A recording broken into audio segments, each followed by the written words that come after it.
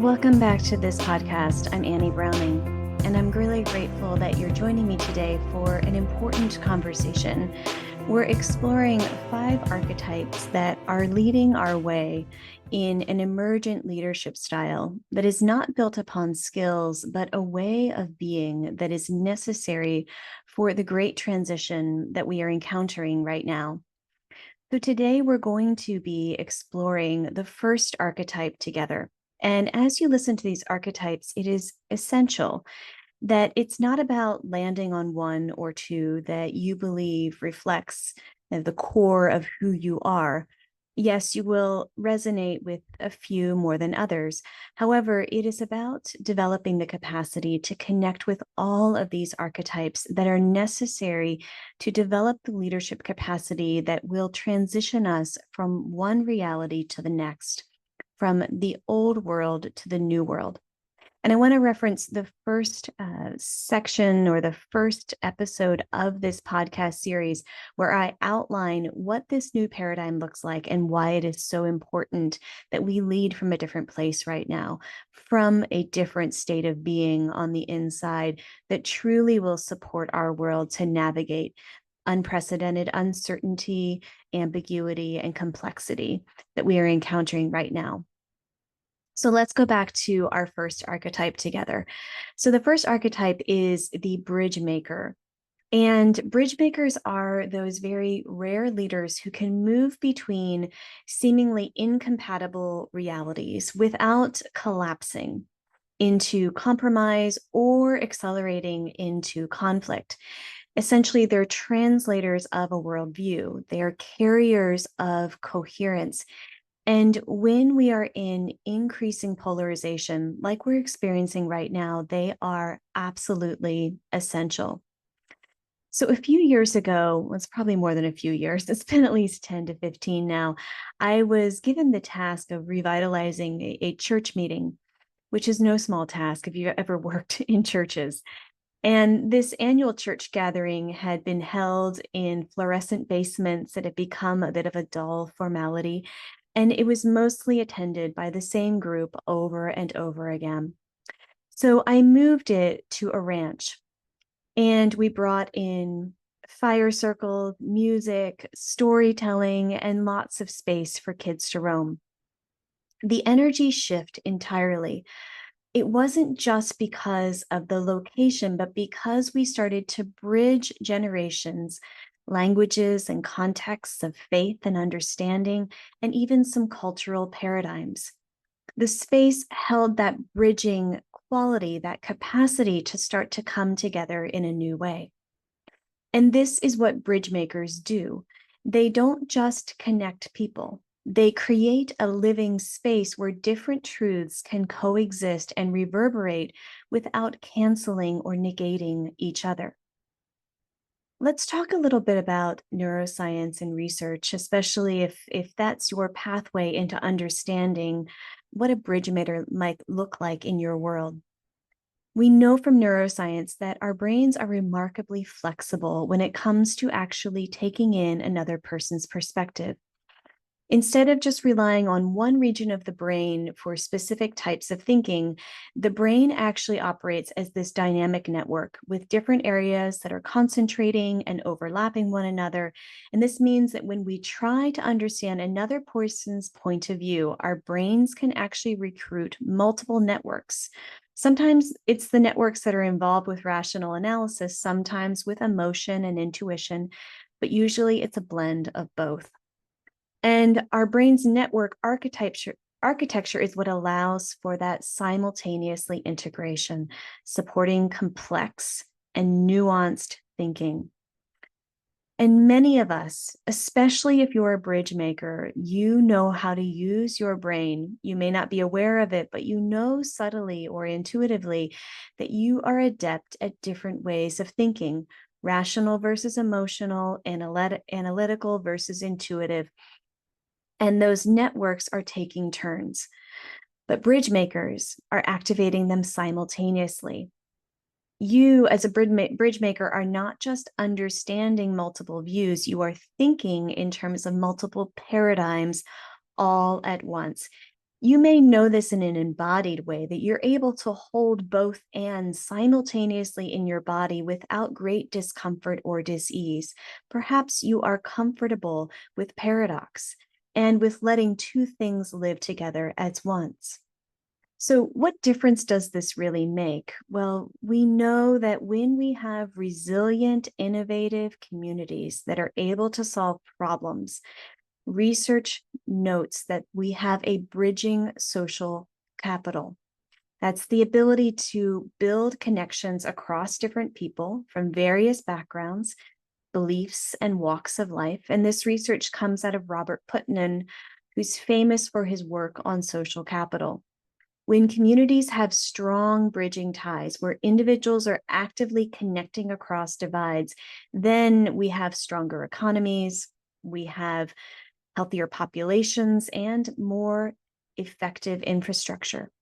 So when we invest in bridging capacities, developing that ability to live with both and simultaneously, not just with the acuity of the mind, but the knowing of the body, we are better equipped to face challenges and also thrive together.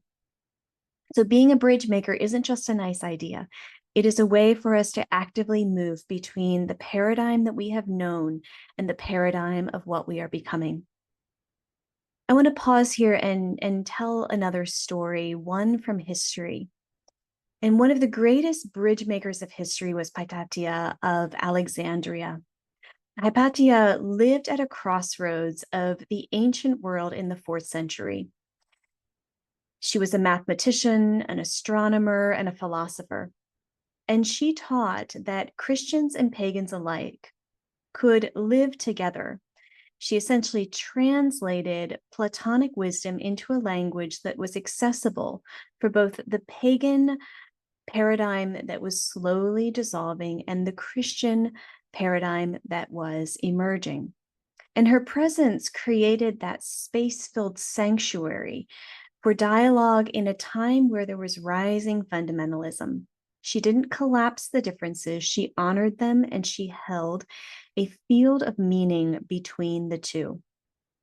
Now, ultimately, like many, hopefully not all bridge makers, but many, especially throughout history, she was killed by a mob who feared what they did not understand. However, her legacy reminds us that our greatest danger is not disagreement.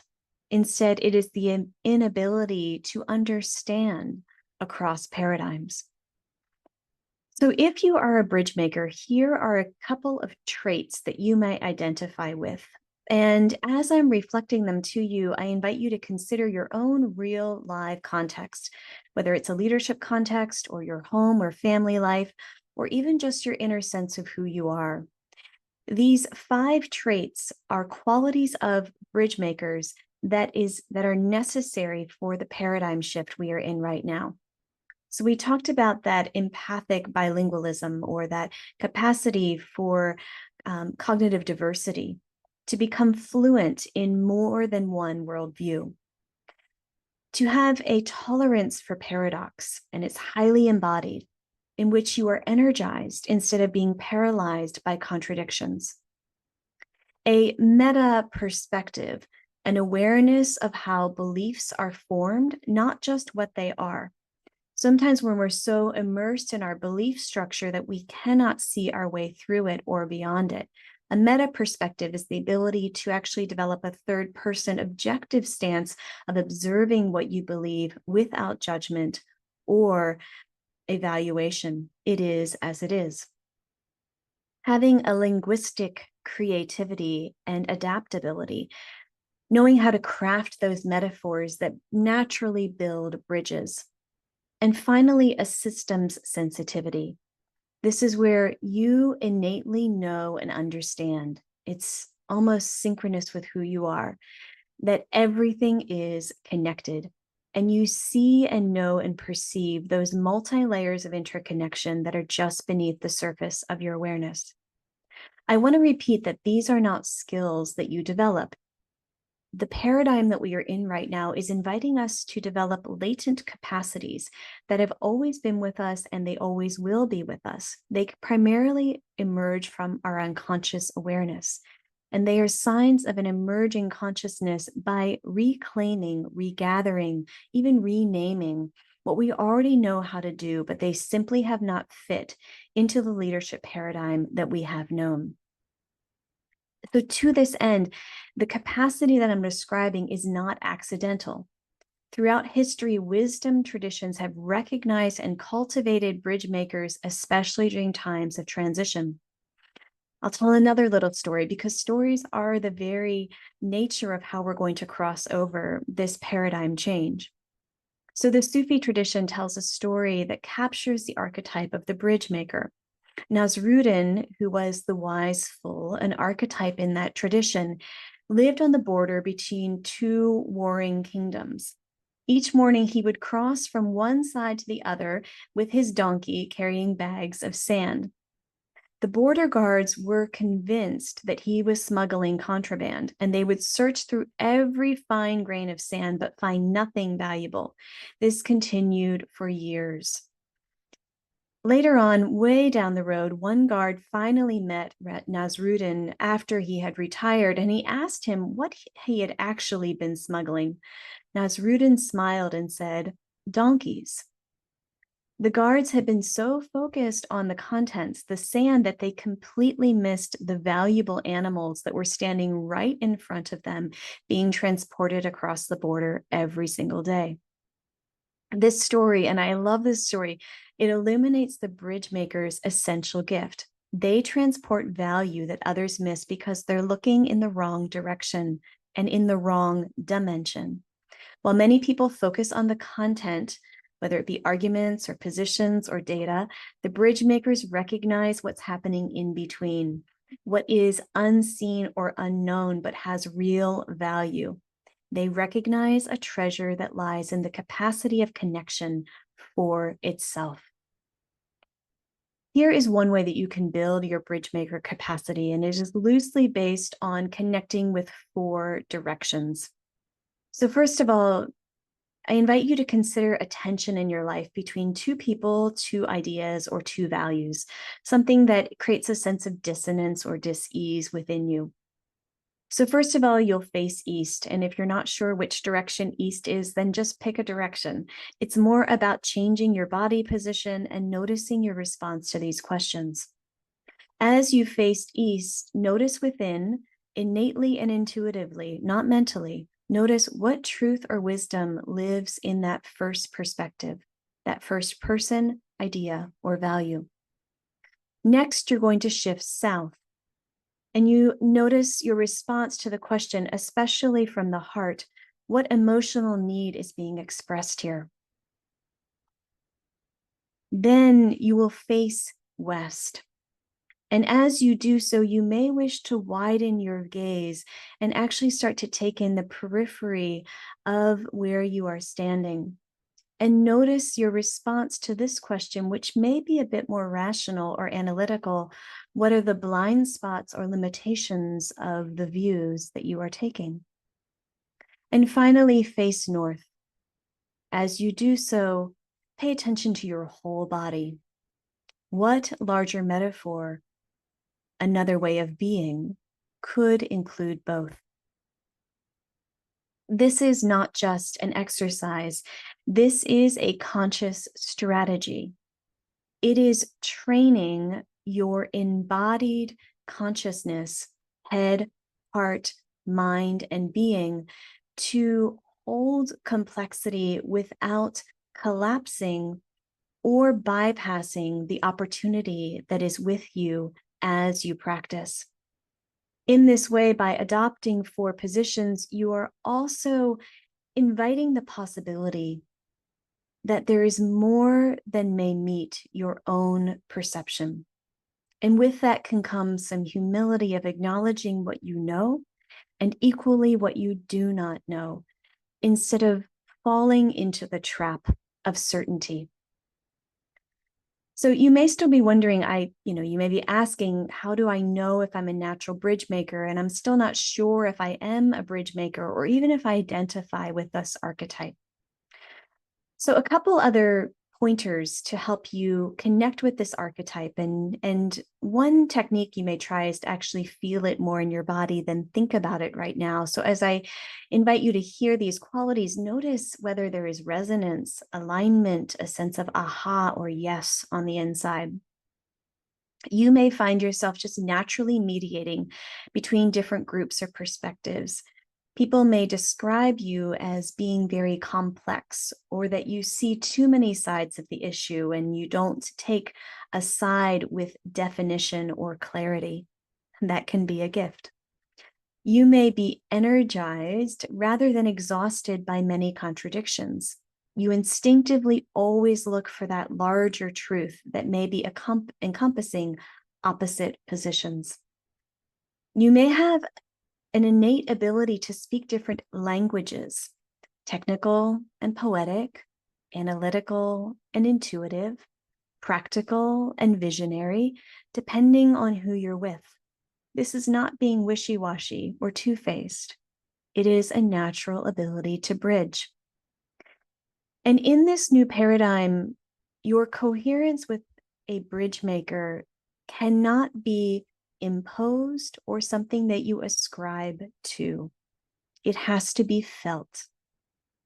Bridge makers intuitively and innately, in an embodied state, create spaces simply by presence and by what they do and speak from presence, where there may be incompatible truths that become parts of a larger whole. There is an invitation to not avoid conflict, but instead, bridge makers are able to compost conflict. They turn opposition into this new, rich soil for something else to emerge. Right now, we face climate change, the rise of AI, social division, economic and political uncertainty. And this is the time to know that none of these challenges will be solved from within adopting a single worldview. We need the ability to speak in multiple codes, to hold contradictory truths, and to step forward with clarity. So here is your invitation this week. When you encounter a conflict, it may not be a conflict between two ideas or people or systems. It may be a conflict within yourself. And when you experience that conflict, do not rush to choose any side. Ask what truth lives on both shores and what bridge may carry wisdom across it. Because in this time of transition, bridge makers are not diplomats. They are evolutionary stair steps from one side to the other. So I'm grateful for you joining me today, and I hope that you recognize a facet of your own emerging leadership in the bridge maker. Next time, we're going to talk about the threshold guide, the leader who walks us through sacred space between what is ending and what's yet to be born. Again, my name is Annie Browning. I'm honored to spend this time with you and to reflect together on the 5 leaders of the Great Transition. Until then, keep building bridges. The world needs them.